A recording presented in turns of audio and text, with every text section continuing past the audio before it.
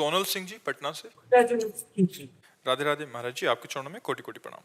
गुरुदेव, क्या शरणागत भक्तों को भगवान सिर्फ आध्यात्मिक सफलता पाने में सहायता करते हैं, भौतिक सफलता पाने में भी? अगर चाहे तो भौतिक सफलता भी देते हैं, ना चाहे तो नहीं देंगे, क्योंकि भगवान की आराधना झूठी वस्तु नहीं देती। अब आप बताइए कि आपने भगवान की आराधना की, आपको पूरी विश्व की जो जो चाहत किए वो सब मिल गई, फिर इसके बाद मरने का समय आया तो आपके पास क्या वस्तु जाएगी? तो ऐसी वस्तु सत्य सच्चिदानंद भगवान की आराधना से मिलना सौभाग्य है क्या? अब हमारी बात बताओ। सुंदर पति मिल गया आराधना की, सुंदर पुत्र मिल गए, मकान बढ़िया बन गया, कई गाड़ियां हो गई, इसके बाद हमारे मरने का समय आ गया तो जो हमारा तन था वो भी छूट गया और सब छूट गया, तो वो लोग तुम्हारे पास बचा क्या? यदि भगवत आराधना का फल लौकिक उन्नति केवल मानी जाए तो मरने के बाद फिर क्या बचा हमारे पास? तो झूठा ही तो रहा।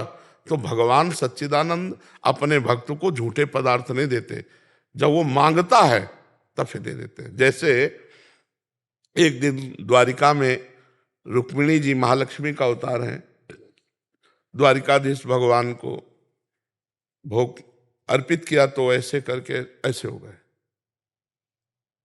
तो रुक्मिणी जी ने देख लिया कि ये स्थिति तब होती है प्रभु की जब कोई भक्त भूखा होता है। तो उनका प्रभु ऐसे से मुझे पता ये तो चल गया कि कोई भूखा है, पर कौन ऐसा भक्त है जो आपका भक्त है और भोजन नहीं मिला? तो उन्होंने कहा सुदामा, कई दिन हो गए उसके घर में भिक्षा ही नहीं मिली। तो कहा प्रभु आपका भक्त और मैं आपकी सेविका हूं, आप आदेश कीजिए लोक की लोक संपत्ति वहां पहुंचा दूं। तो कहा वो इच्छा रहित है, इसलिए मेरी सामर्थ्य काम नहीं करेगी। भक्त इच्छा करे लौकिक वस्तु की तो मैं दे सकता हूं, अगर वो कामना ना करे तो प्रभु अब दोबारा हम ये नहीं देख सकते कि आप ऐसे दुखी हो जाए। तो उन्होंने कहा कि आप जाओ और इच्छा पैदा करो। तो बोले सुदामा के तो हृदय में पैदा ही नहीं कर सकते, क्योंकि जो निष्काम हृदय है जहां भगवत प्रेम है वहां इच्छा नहीं। श्री कृष्ण श्री कृष्ण श्री कृष्ण इतने में मगन रहते सुदामा जी। तो उनका उनकी पत्नी के हृदय में पैदा करो। तो भगवान भिक्षुक बन के गए और कहा भिक्षाम दे।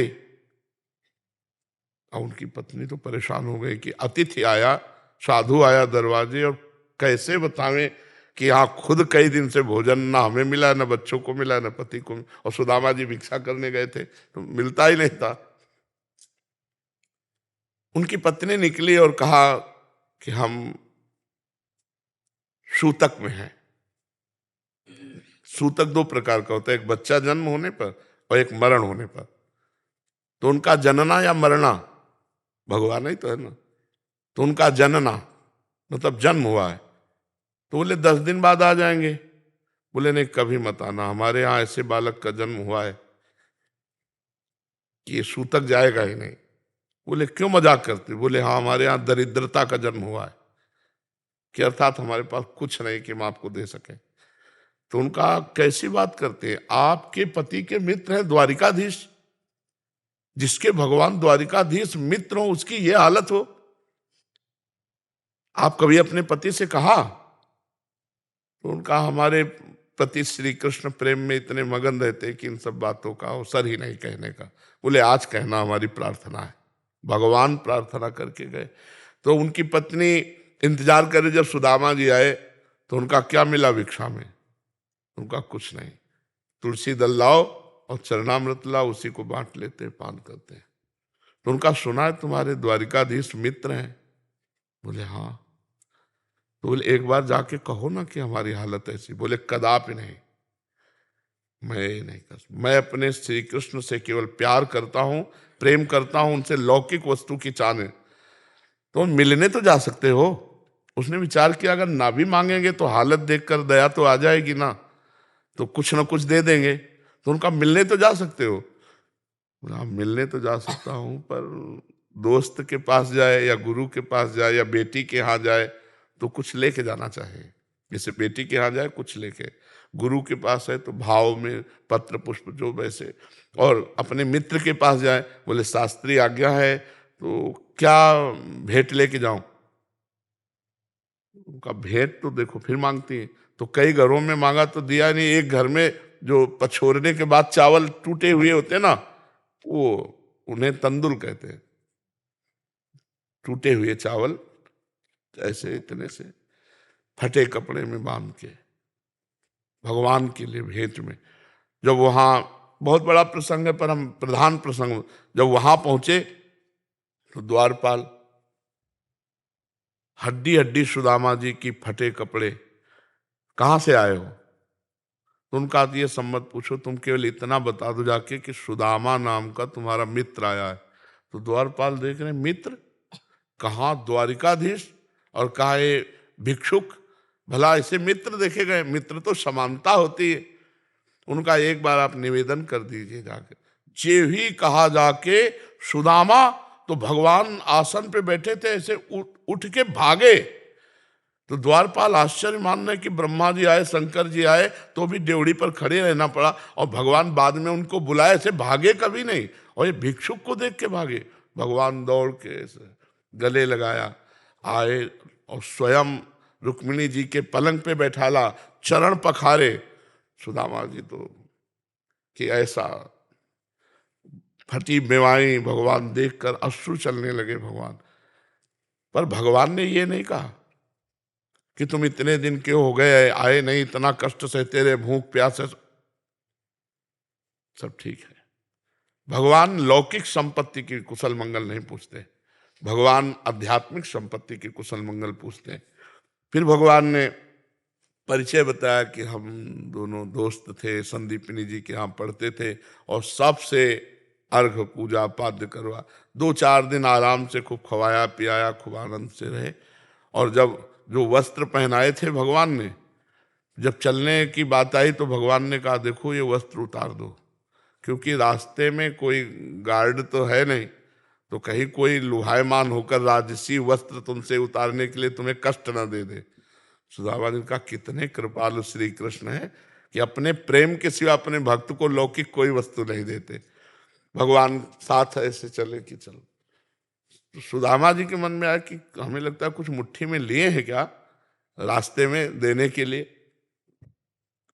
भगवान ने कहा इधर से जाकर, बोले हमें रास्ता पता है प्रभु, जहां से आए जैसे आए।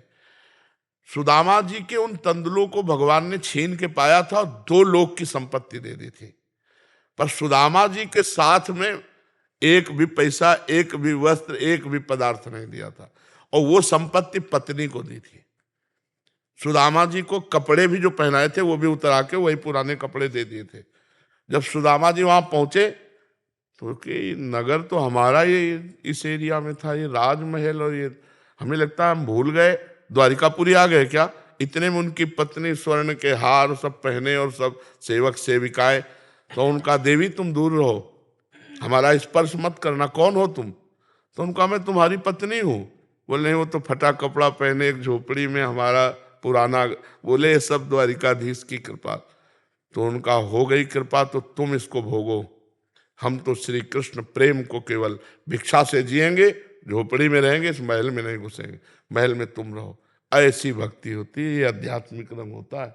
सुदामा जी ने श्री कृष्ण द्वारा दिए हुए प्रसाद स्वरूप वैभव को नहीं भोगा, और श्री कृष्ण के प्रेम में आंसू बहाते हुए पूरा चिंतन करते हुए जीवन व्यतीत किया भिक्षान्न से। ये हम आंतरिक बात कह रहे हैं। आप यदि चाहेंगे तो भगवान आपको दे देंगे, लेकिन क्या ये चाह सही अच्छी है?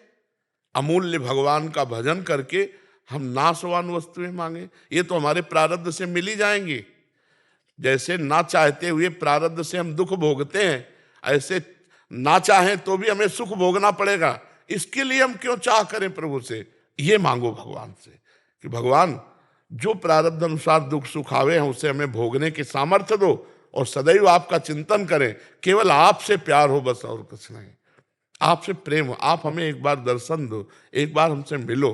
तो ये बात तो अध्यात्म में कि आप मुझे अमुक अमुक वस्तु दे दो, पदार्थ दे दो, तो सब यहीं रह जाएंगे, ये शरीर भी यहीं रह जाएगा।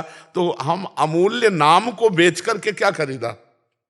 मान लो आप हीरा ले जाओ और हीरे के बदले में कबाड़ लाद के लाओ, तो आपको कोई बुद्धिमान कहेगा क्या? तो नाम रूपी हीरा, भगवान का भजन रूपी हीरा, अध्यात्म रूपी हीरा से ये कबाड़ खरीदो।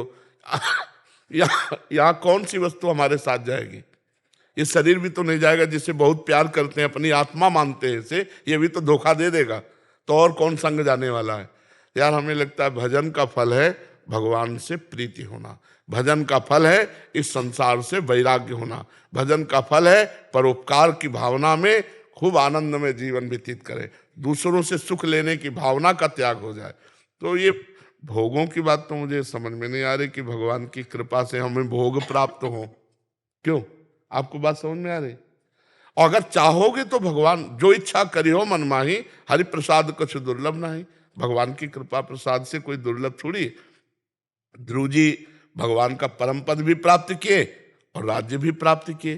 प्रहलाद जी भगवान का परम पद प्राप्त किए, राज्य भी प्राप्त किए। अम्बरीश जी चक्रवर्ती सम्राट भी थे और भगवान के प्रेमी भी थे।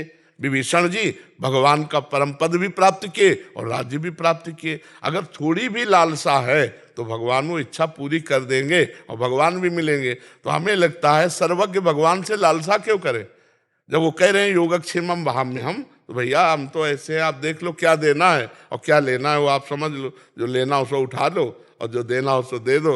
आपके हम आपके, नाथ सकल संपदा तुम्हारी, मैं सेवक समेत सुतनारी। बढ़िया आनंद से काहे को मांगोगे भगवान से? काहे को मांगे? अच्छा ना मांग पूरी करें, वो सर्वज्ञ हैं कि इसको दे देंगे तो ये बावरा हमारा भजन ही छोड़ देगा। तो आपकी श्रद्धा फिर कम हो जाएगी कि हम इतना भजन करते हैं, भगवान से मांगा और फिर अगर सही ज्ञान के मार्ग में ना चलो तो अश्रद्धा पैदा हो जाए। जी। हिमांशु मिश्रा जी काशी से। राधे राधे महाराज। राधे राधे महाराज जी। महाराज जी, इस शरीर को 2 साल पहले तक भक्ति करना, मंदिर इत्यादि जाना औपचारिकता लगता था, लेकिन जैसे जैसे आपके सत्संग का सानिध्य मिला, भक्ति मार्ग का असली मतलब समझ में आया। महाराज जी, आपके श्रीमुख से सुना है, कबहू मन रंग तुरंग चढ़े, कबहू मन सोच करे धन का, कबहू मन नारी प्यारी लगे, कबहू मन त्याग करे बन का। महाराज जी, ये सारी चीजें इस शरीर के साथ भी होती हैं। महाराज जी, ऐसे में कैसे मन को नाम जप में लगाएं? क्यों? जुबान से लगाओ। उपांशु में बड़ी सामर्थ्य है मानसिक तक पहुंचने की। मानसिक का तात्पर्य है मन के द्वारा जप करना। तो मन जब लग जाएगा तो संकल्प विकल्प ये सोचेगा ही नहीं, इधर उधर की बात सोचेगा ही नहीं। पर इतना पवित्र करने के लिए उपांशु, उपांशु का मतलब होता है ऐसे, हमारी जबान हिल रही लेकिन क्या हम कह रहे हैं ये पता नहीं। तो अब जैसे समाज में है तो हम राधा राधा राधा राधा ऐसे नहीं जप सकते, क्योंकि एक व्यवहारिकता भी होती है, अपनी बात को छुपाया जाता है। हम कीर्तन करते हैं तब तो बात अलग है, लेकिन जैसे हम जप कर रहे हैं तो इसको छुपा के करें। महाराज जी, जब कभी भी नाम जप करते हैं तो लगता है कि पूरा ब्रह्मांड का मतलब सारा प्रॉब्लम दिक्कत पूरा अभी आ जाएगा। हाँ, क्योंकि वो मन के छुपे हुए विकारों को निकालता है ना, इसलिए घबराने की जरूरत नहीं। गंदगी साफ हो रही तो अच्छा लगना चाहिए ना, पर वो मन में जब विषय आते हैं तब जलाते हैं और जाते हैं तब जलाते हैं। ये जलन ही है। कभी सुख नहीं मिला आज तक किसी को विषयों से, तो इसलिए हिम्मत करो। जैसे कांटा लगे तो दर्द होता है और निकाला जाए तो दर्द होता है। तो जब ये गंदे विचार निकलते हैं तो जला के निकलते हैं, ऐसे नहीं निकलते हैं।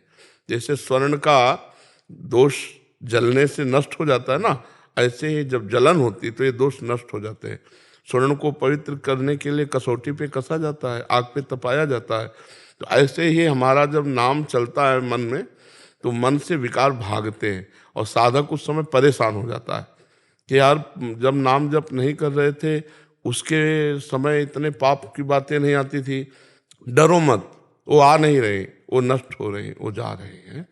बहुत आनंद का विषय है बच्चा, बहुत आनंद। जब मन लग जाता है ना तो बोलना भार पड़ता है, नहीं तो बस यही लगता है चल रहा, चुपचाप सुनते रहो। अंदर आनंद जो आता है यही आनंद है। भोगों में आनंद थोड़ी, रुपया में आनंद थोड़ी, पद प्रतिष्ठा में आनंद थोड़ी। मान लो आप बहुत बड़े पद में मरोगे तो है ही है, पद लाद के ले जाओगे क्या? ऐसा थोड़ी है कि आप राजा बन गए तो राजा ही बन करके तुम्हारा स्वागत होगा। नहीं नहीं, धर्म के अनुसार चलोगे तो चाहे जो भी आप हो, आपका मंगल होगा, चाहे जहाँ चले जाओ। तो जब हम नाम जप करते हैं तो अनेक जन्मों के संस्कार हमारे मन रूपी चिप में जमा है। अब नाम भगवान उसे निकाल निकाल कर डिलीट कर रहे हैं। जैसे मोबाइल का मैसेज डिलीट करना हो तो आता है ना, अमुक नंबर अमुक नंबर। तो काम के, क्रोध के, लोभ के, मोह के, मद के, ईर्ष्या द्वेष के, इन सब के मैसेज हमारे अंदर हैं। तो जहाँ भजन में बैठे तो वही सब बातें आती हैं। आ नहीं रहे, जा रहे हैं। ये जब जानोगे तो अंदर आनंद रहेगा, मन जलेगा, यार ये कब हटे और हम आनंदित हो। एक दिन हट जाएगा पर लंबा समय लगेगा। पातंजलि जी ने लिखा है, सातु दीर्घ काल निरंतर सत्कार सेवितो दृढ़ भूमि। जो दीर्घ काल तक निरंतर आदर सहित नाम जप करता है तो उसका हृदय दृढ़ हो जाता है, अचल हो जाता है, पवित्र हो जाता है, एकाग्र हो जाता है। बड़ा आनंद का विषय है। लोभ से लाभ की जो भूख बढ़ती है उसमें सब कुछ सहने की ताकत होती है। जैसे हमारे को लाभ मिलने लगे तो और लोभ बढ़ेगा, लोभ बढ़ेगा तो और लाभ, और लोभ लाभ लोभ लाभ। तो ये जब जगत की तरफ होता है तो मार देता है। मतलब गंदे गंदे आचरण भी कराने लगता है कि वो लोभ लाभ के लिए अपनी परवाह ना करके नरकगामी हो जाता है। हमें जब लोभ है नाम का और जहां लाभ मिला, फिर आनंद से जो लोभ जागृत होगा तो उससे सब लोभ नष्ट हो जाएंगे। लोभ में बड़ी ताकत होती है। जब लाभ का लोभ होता है तो बड़ी ताकत। धूप का समय था, निकलना मुश्किल था, ऐसी गर्मी, और एक लेबर ऊपर चढ़ करके धूप में लाद के ले जा रहा था तो वो बीड़ी पीने लगा। तो उसका मैनेजर होता है, कौन होते हैं वो, ठेकेदार, वो आके उसको गाली देने लगा। और ये हम हितधाम में जब थे तो देखा, जब वो चला गया तो हमने कहा आपने पलट के जवाब नहीं दिया। बोले अरे महाराज हम जवाब देते, गरीब आदमी शाम के 500 रुपया मिलता है, वो भी नहीं देगा तो घर में रोटी कैसे। लाभ के लिए, लोभ से लाभ, लाभ के लिए वो गाली सह रहा है, धूप सह रहा है, मेहनत कर रहा है कि शाम के 500 रुपया मिलेंगे। हमारी शाम जीवन की भगवान प्राप्ति वाली है तो हम इसके लिए दुख को सुख को दोनों को बराबर सहें।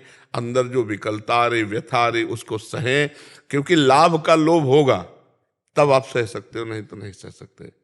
जब ये हो कि हमें भगवत प्राप्ति रूपी लाभ मिले, हमें आनंद रूपी लाभ मिले, हमें शांति रूपी। देखो रुपया पैसा भोग सामग्री से किसी को शांति नहीं मिलती, किसी को परमानंद नहीं मिला आज तक।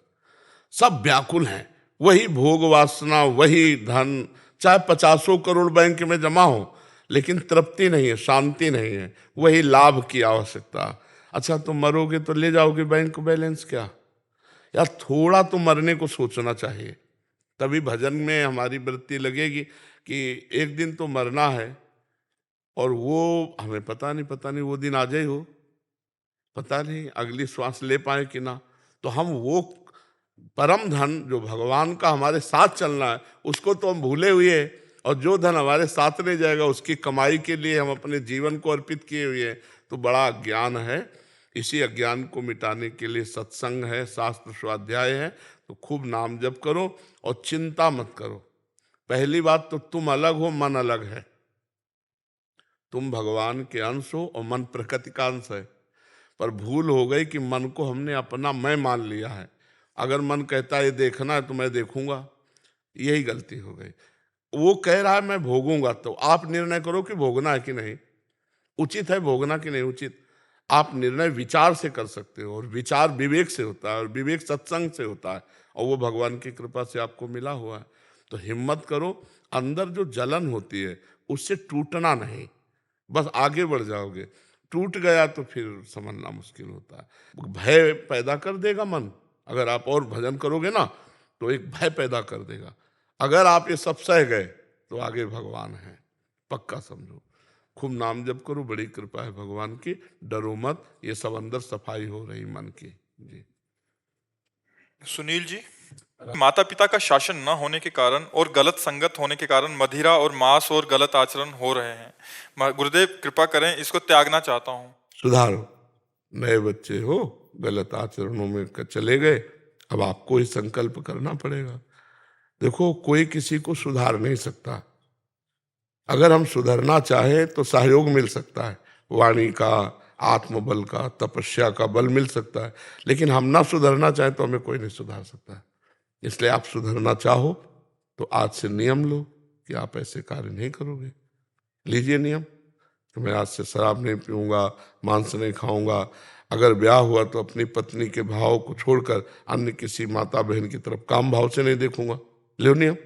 शराब नहीं पीऊंगा, हाँ मांस मच्छी नहीं खाऊंगा। हाँ, और किसी माता बहन की तरफ गंदी दृष्टि से नहीं देखूंगा।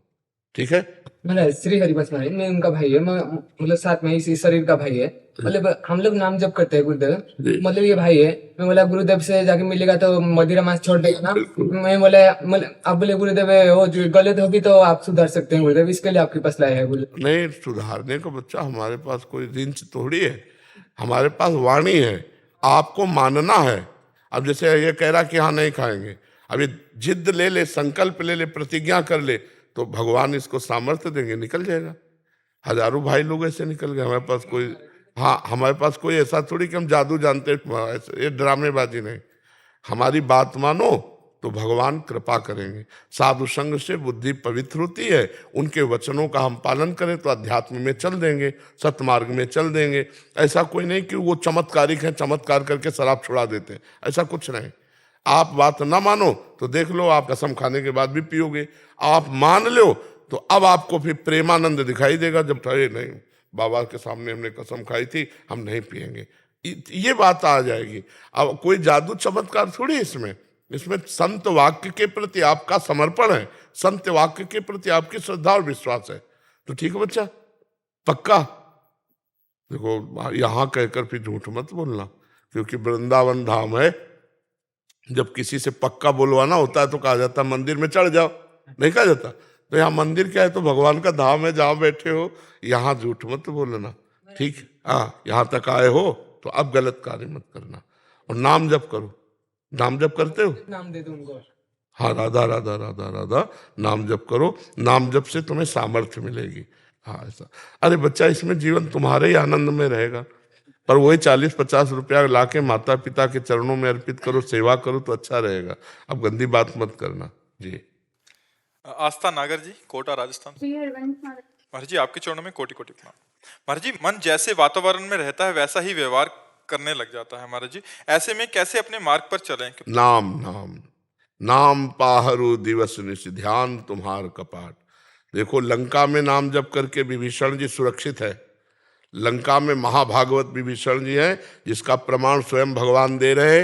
विभीषण जी से कह रहे, तुम सरीखे संत प्रिय मोरे, धरो देह नयान हो। तुम्हारे जैसे संतों के लिए मैं अवतार धारण करता हूँ। विभीषण जी को भगवान श्री राम जी ने संत कहा, विभीषण जी को भगवान शंकर ने संत कहा।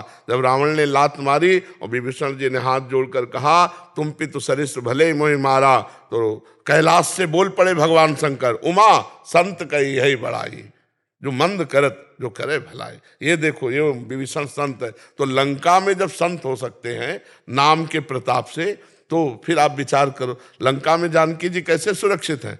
नाम पाहरु दिवस निशि, ध्यान तुम्हार कपाट, लोचन निज पद जंतित, जाहि प्राण के बाद। नाम रक्षा कर रहा है, इसलिए हर जगह जहां भी जाओ, चाहे जितना बड़ा कुसंग हो, यदि नाम जप चल रहा है तो तुम्हारे ऊपर कोई असर नहीं होगा। अगर नाम जप नहीं है तो फिर तो असर हो ही जाएगा वातावरण का। जैसा संग होता है वैसा ही रंग चढ़ता है। तो नाम जप ना भूलना, और किसी भी संग में चले जाओ। हम कह रहे हैं, अगर तुम दोस्तों के साथ फिल्म देखने जा रहे हो, अब तुम काउंटर पे अंगूठा रख लो, राधा राधा राधा, एक भी रंग नहीं चढ़ेगा, और आपको जलन होगी कि मैं इनके साथ क्यों आ गया। और नाम जब छोड़ दो तो आपको अच्छा लगने लगेगा। नाम जब करोगे तो जो असत क्रियाएं वो अच्छी ही नहीं लगेंगी। आप देख लो, नाम जब करते हुए आप राधा राधा राधा मत छोड़ना। और कोई भी भोग हो आप देखो तो आपको कोई स्वाद नहीं मिलेगा, क्योंकि असलियत प्रकाश पड़ रहा है। अब रस्सी में सांप समझ में नहीं आएगा, क्योंकि प्रकाश है, रस्सी रस्सी समझ में आएगी। तो ये भोग असत है। जब नाम चिंतन होगा तो कोई भी भोग आपको सुख नहीं दे पाएगा, केवल नाटक मात्र रहेगा। वही परमहंस है। जो भोगों की इच्छा नहीं करता और भोगों को नाटक मात्र भोगता है, जैसे मान लो गृहस्थ है, अब वो पारिवारिक सब सुख है, वो केवल नाटक मात्र करता है, वो जीवन मुक्त हो जाएगा, गृहस्थी में रहते हुए भी संत है। जो इच्छा करके राग पूर्वक भोग भोगा जाता है वही बंधन कारक होता है। जो इच्छा रहित भगवान के चिंतन से युक्त, वो भोग भोगते हुए भी भोग उसको कभी परास्त नहीं कर सकते, वो भोग राग नहीं पैदा कर सकते, आसक्ति नहीं पैदा कर सकते। तो जो रहीम उत्तम प्रकृति का कर शकत कुसंग, चंदन विष व्यापत नहीं, लपटे रहत भुजंग। चंदन में सांप लपटे रहते तो चंदन अपना गुण शीतलता उसको देता, ना कि विष चंदन में आ जाता है। तो ऐसे ही यदि हम नाम जप कर रहे हैं, उत्तम स्वभाव वाले हैं, तो हम किसी भी वातावरण में रहे, कोई फर्क नहीं पड़ता। अगर नाम जप नहीं तो फर्क पड़ जाएगा, वातावरण का अपना प्रभाव होता है। भोजन शुद्ध और नाम जप, आप संसार पर विजय प्राप्त कर लेंगे। अगर नाम जप नहीं, भोजन अशुद्ध है, तो फिर वैसे ही बुद्धि हो जाती, वैसे ही बुद्धि हो जाती है। ओमेंद्र खत्री जी, राधे राधे। महाराज जी आपके चरणों में कोटि कोटि प्रणाम। महाराज जी, निरंतर प्रयास करने के बाद भी अगर परिणाम विपरीत आए और विपरीत परिणाम आने के बाद भगवान का निरंतर विचार आए, तो क्या हमें और उस तरफ प्रयासरत रहना चाहिए या फिर वो प्रयास छोड़ देना चाहिए? अब इसमें ये देखना पड़ेगा कि वो आपका धर्म है करना, जिसे आप वो कह रहे हैं, वो क्रिया क्या धर्म है करना, तो फिर उसका प्रयास करना चाहिए, छोड़ना नहीं चाहिए। अपने धर्म को स्वधर्मो निधनो श्रेया पर धर्मो भयावह, अपने धर्म के कार्य को छोड़कर दूसरे के कार्य को करना भय प्रदान करने वाला है। अपना धर्म जैसा भी है, अपनी जो धर्म पूर्वक क्रिया है, अगर हम एक बार हार रहे हैं, 2 बार हार रहे हैं, तो बराबर हारेंगे नहीं, हम जीतेंगे। क्योंकि दिन है तो रात है, रात है तो दिन है। अगर हम हारे हैं तो विजय भी है, वो मिलेगी हमको। हम भगवान के अंश हैं और हम भगवान का नाम जप कर रहे हैं, तो हमारी विजय होगी। हमें अपने वो धर्म जो तुम्हारे कुल धर्म से चला रहा है, धर्म से युक्त है, उस क्रिया को नहीं छोड़ना चाहिए जी। शरीर के दुख सुख आते जाते हैं। जब कभी चर्चा में तो नाम लीला की प्रधानता ही रखिए। ये कलिकाल मलायतन मन कर देख विचार, श्री रघुनाथ नाम बिन्ना ही नान आधार। भगवान का नाम भगवान से भी बढ़कर कृपालु है। आज तक जिसने भगवान की शरण ली, भगवान का नाम जप किया, वो सदैव सुखी रहा, सदैव आनंदित रहा। आज जो हमारा समाज वो भगवान से विमुख होने के कारण दुखी है, नहीं तो आनंद समुद्र भरा हुआ है। भगवान के जो नाम है ना, इनमें आनंद भरा हुआ है। बस उस आनंद को लूटने के लिए हम नाम में एक बार मन लगाने की कोशिश करें। अच्छा, ना भी लगे तो भी भाव को भाव न खाल सहु, नाम जपत मंग। भगवान का नाम, बस पता नहीं कौन से भाग्य उदय हुए कि गुरु भगवान ने नाम दे दिया, और नाम में इन किन प्रकारेण रुचि हो गई, बस निहाल हो गए। नाम ही नाम, सब कुछ नाम है। तो खूब नाम, जीवों को नाम में लगाओ, आप भी लगो और औरों को भी स्वाद चखाओ नाम का। जी। अच्छा, मैं ये पूछ रहा था आपसे कि जैसे कि भगवत प्राप्ति हुई, जो कहते हैं भगवत साक्षात्कार हो गया, तो किस रूप में होगी? जैसी हम भावना करते हैं, ऐसे आप और हम बात कर रहे हैं ऐसे।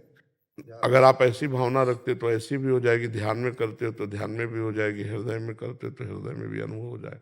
आप जैसी आकांक्षा करते हो उसी रूप में होगी।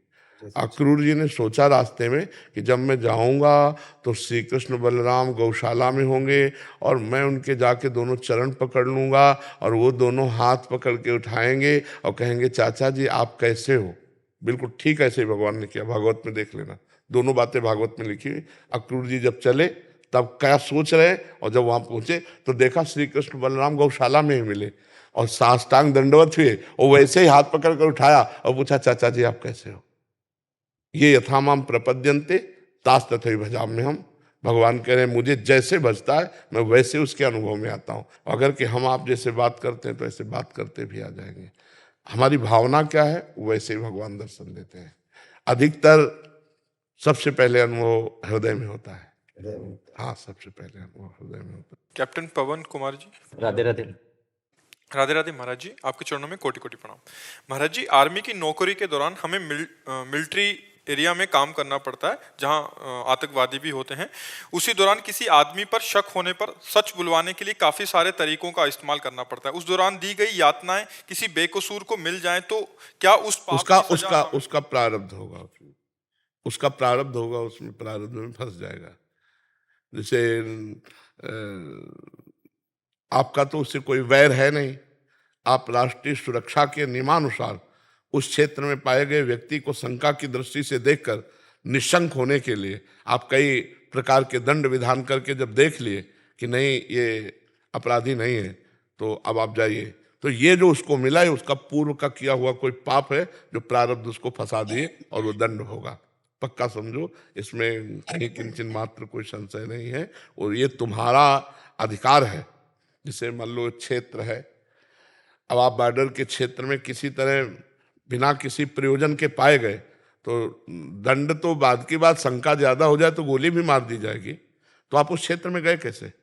मान लो आपका प्रारब्ध पहुंचाया तो आपको भोगना पड़ेगा। फिर हमारा कोई नवीन नहीं नहीं नहीं नहीं, आप अपने अधिकारानुसार कानून के क्षेत्र में अगर आए हुआ व्यक्ति है और आपको शक हो रही है कि, तो आप उसमें अगर ढिलाई करेंगे तो आपको गोली मार देगा।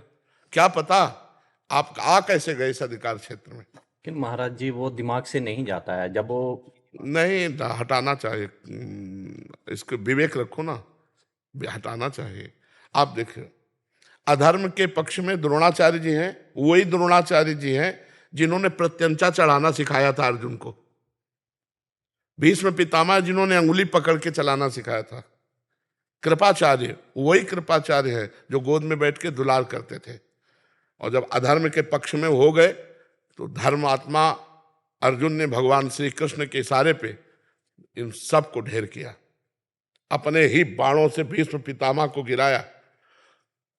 और धृष्टद्युम्न ने महाराज भगवान श्री कृष्ण के इशारे पे युधिष्ठिर से कहा, बोलो। जो बोले सो यूं अश्वत्थामा, विचार नहीं कर सके थे। युधिष्ठिर जी ने कहा अश्वत्थामा हतो नरो या कुंजर, वो सुन नहीं पाए, उतने में शंख बजा दिया भगवान ने, तो वो विषाद में गला कटवा दिया। तो देखो, आप जिस क्षेत्र में हो वहां दया बहुत बड़ी चूक हो सकती है, हमारे राष्ट्र के लिए, हमारे समाज के लिए और आपके जीवन के लिए। तो उसमें आपको अपने कर्तव्य का पालन करने में बिल्कुल दया नहीं दिखानी चाहिए और बिल्कुल शोक नहीं करना चाहिए, क्योंकि आप किसी निजी प्रॉपर्टी रक्षा के लिए बात नहीं कर रहे हो, आप किसी निजी सुख के लिए नहीं कर रहे हो, राष्ट्र सुख के लिए कर रहे हो। और फंसेगा वही जिसका प्रारब्ध है। पूरा कांटों से निकल जाए, अगर प्रारब्ध नहीं तो कहीं कांटा नहीं चुभेगा। और अगर चोट लगनी है तो गद्दा पड़े होंगे, फंस के ऐसे गिरोगे कि तुम्हारी चोट लग जाएगी। तो पक्की समझो, जो कर्ता का विधान है, जो कर्ता का विधान है वो वैसे ही उसको भोगना। वो कोई पाप किए है पूर्व का, उसको वो दंड मिलेगा, पक्का समझो। वैसे ही दंड, हम कई बार बता चुके हैं कि कुछ ऐसे पाप हैं जिनको कानून के द्वारा दंड नहीं मिला, तो वो जमा है ना। अब तो दो कानून है, एक है भारतीय कानून जो आपको प्रमाण सहित दोषी पाने पर दंड देगा। अब आप निर्दोष हैं और आपके प्रमाण दोष के युक्त हो गए, तो इसमें भागवतिक कानून में आपका जो पूर्व पाप कोई नहीं जानता उसका दंड है। बिल्कुल निर्दोष, वो कसम खा के कहे मैं निर्दोष हूं, मैं मानता हूं, लेकिन तुमने पूर्व में वो पाप किए हैं जिनका तुम्हें दंड नहीं मिला है, इसलिए प्रगट में भारतीय कानून को प्रेरित करके भागवतिक कानून ने तुम्हें फंसा दिया। तो ये बात समझो, उस क्षेत्र में यदि वो फंस रहा है, बिल्कुल निर्दोष है, तो उसका पूर्व का पाप वहां फंसा रहा है, पक्की समझो। आपका कोई नवीन कर्म इसलिए नहीं बन सकता कि आप कोई द्वेष से या स्वार्थवश नहीं कर रहे, आप राष्ट्र सेवा में हैं। अगर चूक हो गई तो कितना बड़ा अहित हो जाएगा अगर दो आतंकवादी अंदर घुस गए। तो इसलिए इस पर विचार नहीं करना है, इस पर दया नहीं करनी कि अब पता नहीं आतंकवादी है कि नहीं है, और इतना सोच रहे इतने में आपकी खोपड़ी उड़ा देगा वो। हमारा पहला वार होना चाहिए, आप एक यंत्र हैं, चलाने वाला कोई और है। आपको देखना कर्ता भगवान है और मैं राष्ट्र सेवा में हूं। अगर देख लो जरूरत पड़ी तो अपने आराध्य देव भीष्म जी के आराध्य देव श्री कृष्ण है, श्री कृष्ण पर भी बाण मारा कि नहीं मारा, ये है धर्म। तो इसलिए आप अपने धर्म पर है, धर्मो रक्षति रक्षिता। तुम धर्म की रक्षा के लिए ऐसा कर रहे हो तो धर्म तुम्हारी रक्षा करेगा, दिमाग से हटावे। हाँ, नहीं तो ये मतलब आपको परेशान कर देगी। तो ये बात दोनों पक्ष होते हैं, जहां हमें दया दिखानी है वहां हम भरपूर दया दिखाएंगे, और जहां हमें शासन करना है वहां हमें शासन करना है। तो आपके हृदय में शासन की प्रधानता होनी चाहिए, दया एक कोने में रखी रहे, जहां जरूरत है वहां दया, और जहां शासन की जरूरत, वहां इस तरह की जो मन प्रश्न देना बुद्धि उसको काट करो, बिल्कुल आपको बिल्कुल नहीं सोचना चाहिए, आंखों में उछाना भी नहीं चाहिए, नहीं, दौड़ करके अपने कर्तव्य का पालन करना चाहिए। बिल्कुल आप प्रसन्न मन रहिए, कोई अपराध नहीं। अच्छा, इसमें यह ना समझिए कि हम केवल बातें बनाते हैं, ऐसा नहीं होता। उत्तर देने वाले को नरक मिलता है अगर गलत उत्तर दे, ऐसा कोई खिलवाड़ नहीं है। तो हम उस पद्धति से कहते हैं, शास्त्रीय पद्धति से। जैसे आपका राग है या द्वेष है या आपकी कोई पर्सनल है और वो वहां मिलता है, आप उसे फंसा के मारते हो, अब अपराध है। आप तो जानते भी नहीं उस व्यक्ति को, और उस क्षेत्र में मिलता है, तो अपने कर्तव्य का पालन करने के लिए जो दंड का प्रयोग है वो तुम्हारे लिए कोई प्रायश्चित नहीं बनेगा, वो तुम्हारे लिए कोई नया कर्म नहीं बनेगा। युद्ध करने में जैसे लाखों के गले उड़ाए जाते हैं तो वो कोई हिंसा नहीं होती। ऐसे तुम किसी एक को गोली मारो 302 में फंसोगे, लेकिन आप युद्ध क्षेत्र में खड़े हो और विपक्ष के आप हजारों को मार दोगे, तो ना भागवतिक कानून में आप अपराधी हो और ना भारतीय कानून में अपराधी हो, क्योंकि आपका कर्तव्य है, आप अपने कर्तव्य का पालन कर रहे हैं। बस समझ रहे हैं आप? जी महाराज। मोहित गर्ग जी आगरा से।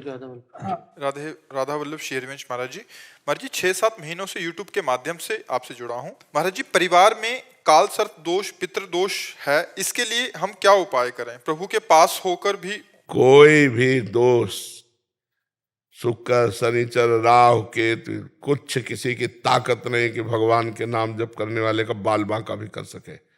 सीम की चाप सके को तासु, बड़ रखवार रमापति जासु। और भगवान से विमुख हो तो चाहे जो कुछ कर लो, तुम्हारी जो विपत्तियां हैं, तुम्हारी जो दुश्चिंताएं हैं, तुम्हारे अंदर जो उद्विग्नता है, तुम्हारे जो विघ्न है, वो बने ही रहेंगे, पक्का समझ लो। कहा हनुमंत विपत्ति प्रभु सोई, जब तब सुमिरन भजन न होई। जब तक भगवान का भजन नहीं करोगे तो ये सब सरकारी आदमी है, ये सरकारी आदमी आकर विघ्न डालते रहते हैं, क्योंकि सरकार की संपत्ति है। तुम्हारा शरीर, तुम्हारा मन, तुम्हारा जीवन, सब कुछ भगवान का है, और तुम भगवान का भजन न करके मनमानी आचरण करोगे तो ये ग्रह नक्षत्र सब, जो भगवान के चरणों से विमुख है वो कुछ भी कर ले, कभी शांति को प्राप्त नहीं होगा। और जो भगवान का भजन करता है तो कोई भी उसके साथ कुछ कर ले, उसका कभी बाल बांका नहीं कर सकता। काल सर्प दोष, शनि और भी ग्रह नक्षत्र, जो पे कृष्ण चरण मन अर्पित तो करी हैं का नवग्रह रंग, ये कुछ नहीं कर सकते। महाराज जी ऐसा था, कुंडली देख के किसी ब्राह्मण ने बताया था। भैया हम ज्यादा किसी के विषय में नहीं बोलेंगे, कुंडली बिछा करके और ठीक ठीक कह के दे दे कि आप मूल भागवत करा लें महाराज जी घर पे। भगवान की प्रसन्नता के लिए करो कि हे भगवान, आपकी प्रसन्नता के लिए मैं भगवत चरित्र का गान करवा रहा हूं, तो सब ठीक हो जाएगा। जहां पर कृपा राम की हुई ता पर कृपा करे सब कोई। ग्रह नक्षत्र कोई भी भगवान का जो आश्रय लिए हुए है, नाम जप कर रहा, घर में 10 मिनट नाम कीर्तन करो, और अगर कोई घर में दोष रह जाए तो मैं बताना, हाथ तक लाए हैं, आगे भी वही ले जाएंगे। भगवान का भरोसा रखो। अगर सुनो, राष्ट्रपति अगर हाथ रख दे तो मुकदमा हार जाने पर, फांसी की सजा हो जाने पर भी वो मुक्त हो जाएगा। ऐसे भगवान जगत के पिता हैं, हम भगवान का भजन कर रहे हैं तो सब अच्छे आचरण करो, किसी को दुख मत दो, नाम जप करो। पूर्व का किया हुआ पाप आएगा, हमें दुख देगा, पर हम परास्त नहीं होंगे। और इन सब बातों पर ध्यान नहीं दिया जाता कि अमुक ग्रह, एक देखा तो बहुत अंगूठी पहने थे, तो छल्ला भी पहने थे लोहे का, हितधाम में। तो उन्होंने पूछा ये क्या है? बोले घोड़े की नाल का है। घोड़े की नाल का है? तो हम कहा ये क्या? बोले 7.5 बिल्कुल छू नहीं सकता। घोड़े के नाल ठोक करके 50 किलोमीटर उसको दौड़ाया जाता है, इतना बोझा ढोता है, उस नाल से तुम दुख से बच जाओगे। वो खुद दुख भोग रहा है, नाल ठोकवा के रोड में दौड़ रहा है, और तो मतलब कहाँ बुद्धि लोगों की फंसी। राम राम कृष्ण कृष्ण हरि हरि नहीं बोलेंगे। सोचो ना, भगवत भाव कर लो तो सब में भगवान है, उसकी नाल से क्या होने वाला है? तो आजकल लोग इन्हीं बातों में, मतलब उसका दांत हो जाए, उसका हाथ हो जाए, उसकी ये चीज हो जाए, उसकी हो जाए, ये सब फालतू बातें। नाम जप करो, नाम। कोई शनिचर राव शुक्र कोई भी परेशान नहीं करेंगे, और नाम जप नहीं करोगे तो अभी एक जिसे तुम्हारी तरह सूट को बूट में थे, उनका बस मैं आपके लिए आया हूँ 1 मिनट। हम कहा बताइए? बोले पत्नी ने मार के भगा दिया है, अब आप रख लीजिए। सोचो, एक कुत्ते को पुचकार कर तुम ऐसे देखो तो पूंछ हिलाने लगेगा, मतलब वो अधीनता जानता है प्रेम की, और पत्नी तुम्हारे प्रेम को नहीं जानती। प्यार में इतनी दम है कि पहले गलती किसी से भी होती रही हो, अगर हम प्यार करेंगे और अपना भाव प्रदर्शित करेंगे तो अनुकूल तो होना ही पड़ेगा। चाहे मतलब हम मानते हैं कि पहले कोई चरित्र अपना बिगाड़ लिया, जैसे बॉयफ्रेंड गर्लफ्रेंड, लेकिन आज से हमारे साथ हुआ, अब हम अपने प्यार का समर्पण करेंगे।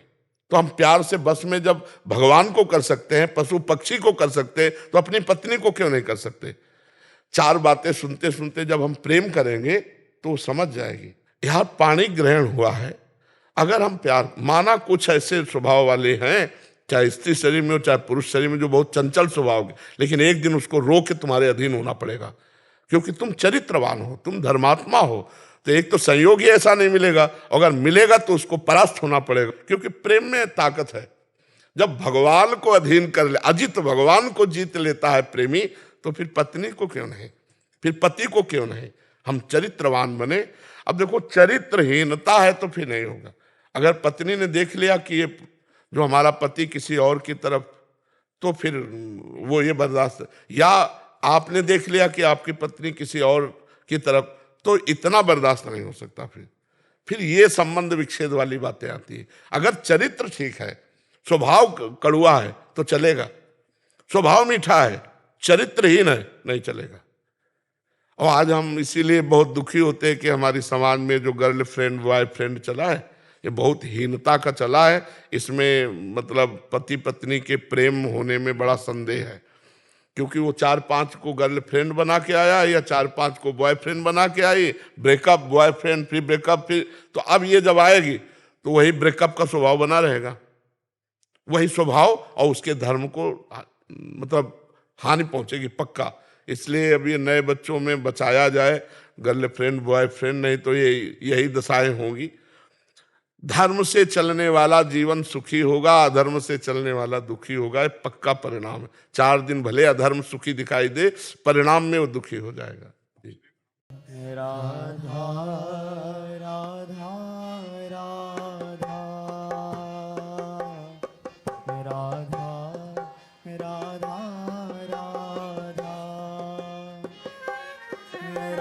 राधा